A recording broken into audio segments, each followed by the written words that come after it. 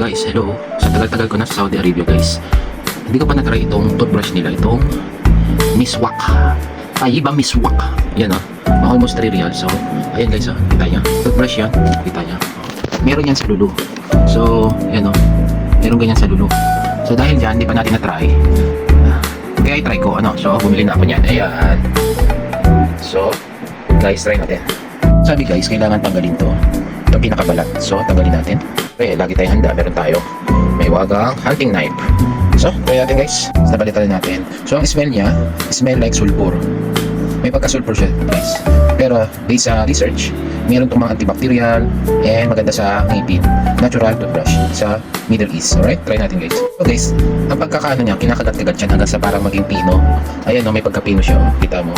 Ayan Kitams. Kakagatit-kagatin hanggang sa medyo maging pino siya.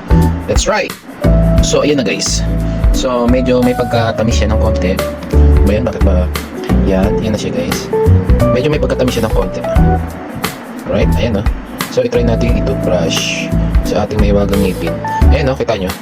Medyo kasi siya. Ayan kusa siya hihiwa-hiwalay para toothbrush. Ayan Kitams. So, try natin. Ayan guys, tinry ko siya. And all I can say is usable, ayos din, and hindi siya masakit sa gums.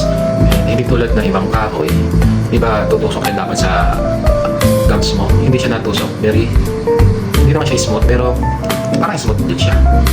Kita mo, kusa siya nag-iwalay-walay, and maganda siyang i-toothbrush. Hindi rin siya masakit, hindi rin nagdudugo ang gums. Very nice. Try nyo guys. Okay? Try nyo ang Miswak. Yan So, pwede mo i-reuse yan ng ilang beses. And then after, ikakat mo lang siya, then gagawa na naman dito.